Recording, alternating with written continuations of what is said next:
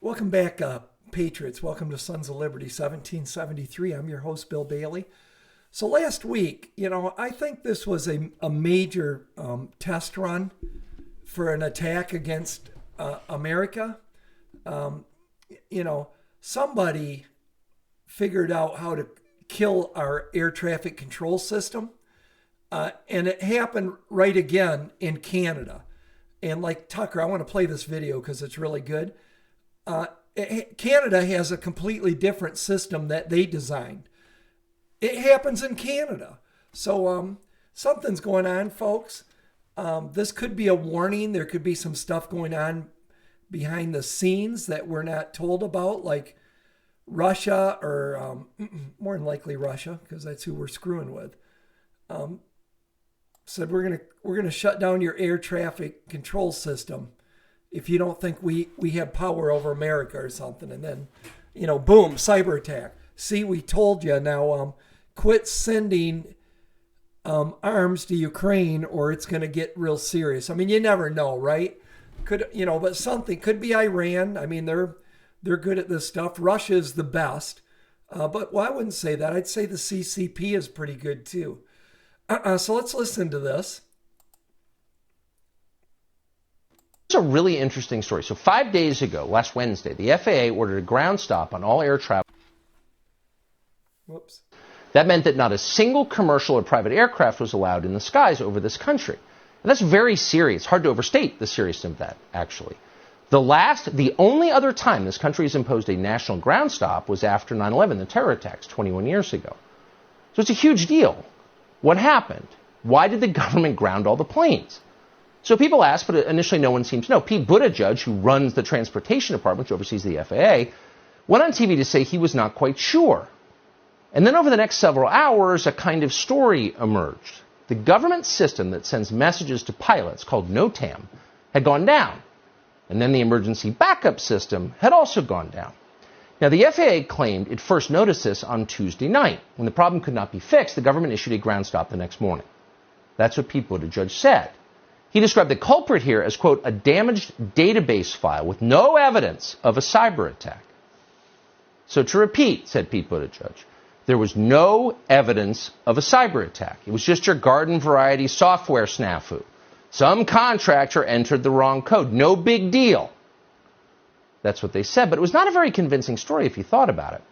Shutting down all commercial air travel in this country, even for a morning, is a very serious thing to do.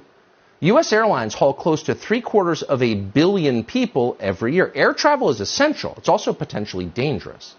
So for a lot of reasons, it is imperative that our system works perfectly. But one day, our system just shut down for no real reason. Is that what you're telling us? Yes, explained Pete Buttigieg with a straight face. Now, most people seem to think this was fine. We were not entirely convinced. And then the next day, last Thursday, we noticed that virtually the same thing happened in Canada. Well, that was very strange, because the U.S. and Canada have separate aviation authorities. They're different countries, and each country uses its own software to route their planes. The systems are not linked to each other. And yet, 24 hours after our country's NOTAM system went down, Canada's NOTAM system went down also. According to the Canadian government, its system, quote, experienced an outage.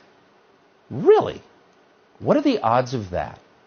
And then we remembered that on New Year's Day, 2 weeks ago, something similar happened in the Philippines. Its air traffic control system also went down. For a time, no aircraft were allowed in Philippine airspace. Thousands of flights over Asia had to be rerouted, which is expensive and dangerous, potentially. Now, this was also, they told us at the time, some sort of minor technical problem that we should not worry about. Calm down. Everything's fine. But is everything fine? Or is it possible that somebody is hacking into aviation systems and holding various governments around the world hostage until they pay a ransom?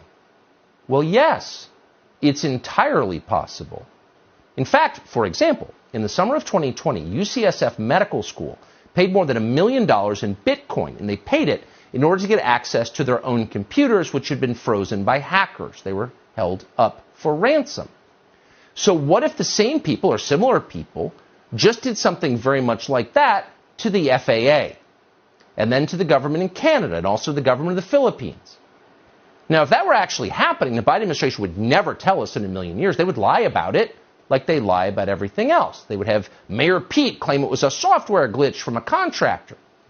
And they would lie to us because they would not want us to know that they had been so utterly reckless and negligent and distracted by equity concerns that they had allowed some foreign hostile group to take control of our FAA.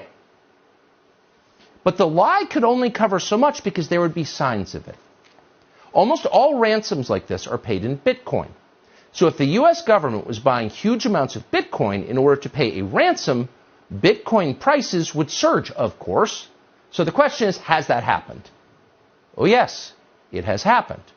Since the nationwide ground stop last Thursday, the price of Bitcoin has shot up about 20%. Is that a coincidence?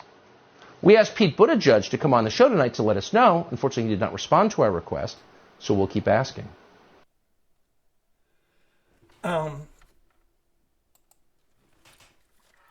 Yeah, I don't know if it was ransom, but it is interesting that it happened in the Philippines. So America, Canada, and the Philippines. I don't know, folks. What do you think? I mean, I wouldn't doubt this has something to do with Russia or China.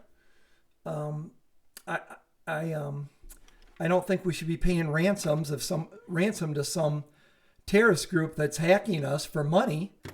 I think you pay them with a bomb on their head, not with a. I'm going to do another video on the America finances, which are dire at this point. I mean, well, I'll get into it in another video. But let me know what you think in the comments down below. In this era we're living in, it's no more two forces meet on the battlefield, right? There's, entering chat rooms, disinformation, cyber attacks, stealing state, espionage. I mean, which has went on, forever, I guess. But there's a lot of unconventional warfare happening now in our world. It's been happening. We're well into World War III. So I guess my question, do you think Tucker's right? This is somebody that figured out how to hack the air traffic control systems and pay us, or you won't be able to fix them? Or two, do you think it's something more nefarious like the CCP or Russia hackers or Iran or something else? Let me know in the comments down below, but something's going on and they're not telling us. The government knows. Look, if that only happened in America, maybe you could sell that. Oh, it popped a fuse. I don't necessarily believe that, because wouldn't there be redundancy between air traffic control systems even within our country? So if one thing pops a fuse, just that part goes down at that airport, not the whole system, and they ground all planes. And remember what he said. It's the first time planes have been grounded since 9/11. So there's something really serious here. Let me know in the comments down below. Keep the faith, Patriots. Remember, we're always moving forward. Never surrender, never retreat. And I will see you in the next video.